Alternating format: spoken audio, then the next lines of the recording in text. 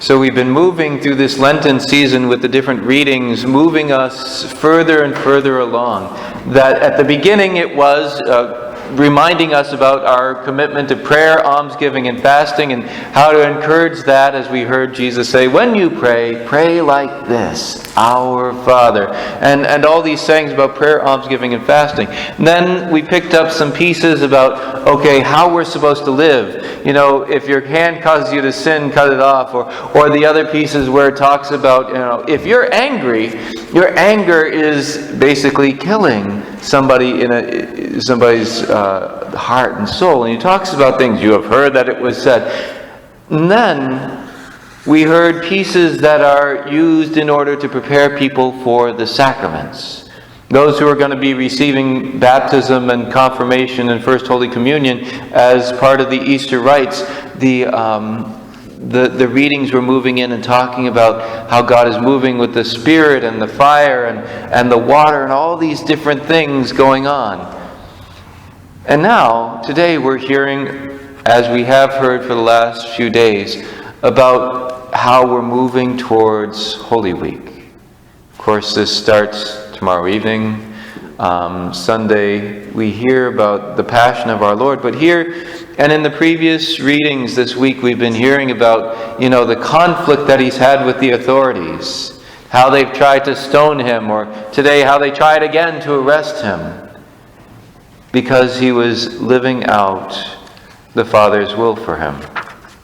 And in the first reading, we hear about the interior life of Christ in terms of the crucifixion and his passion. I hear the whisperings of many, terror on every side. Denounce, let us denounce him. All those who are my friends are on watch from any misstep of mine. Perhaps he will be trapped, and then we can prevail and take our vengeance on him.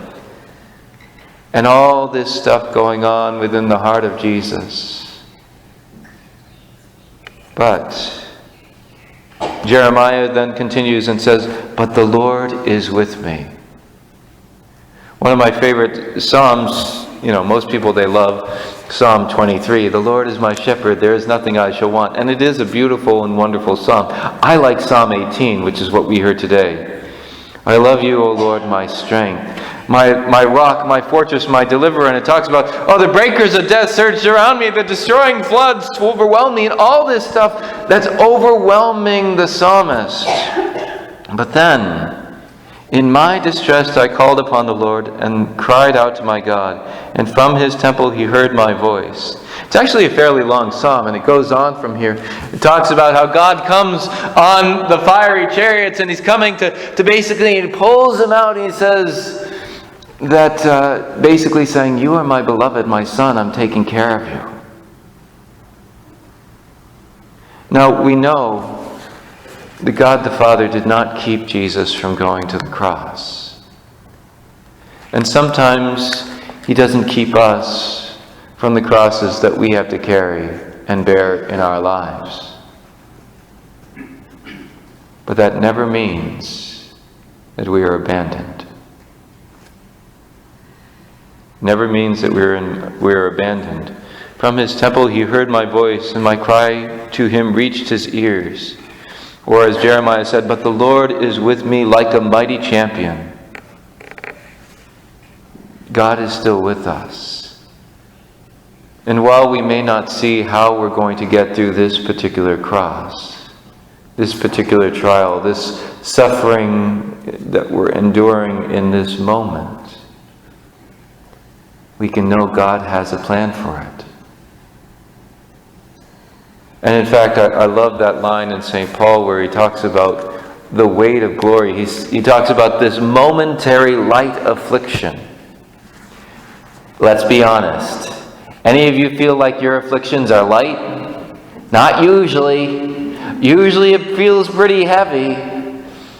But he's contrasting the affliction we have here and saying, as heavy as that seems, it is a momentary light affliction in comparison to the eternal weight of glory that we will experience in heaven. Light affliction seems like the heaviest thing there is, and yet the weight of glory, which we can't see in this moment, is so much more. It's like the difference between, say those 2-pound dumbbells that you're doing, and then the, I can't lift my own body weight in a bench press type of thing. That weight of glory.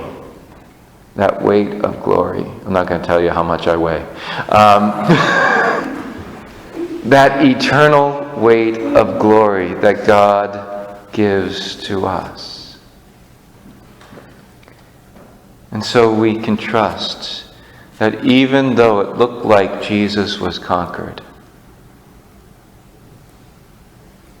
by his resurrection, he conquered death. And our God is with us through our momentary light affliction in order to draw us beyond. And maybe we don't see how it's going to be, but he will. Beyond that into the eternal weight of glory.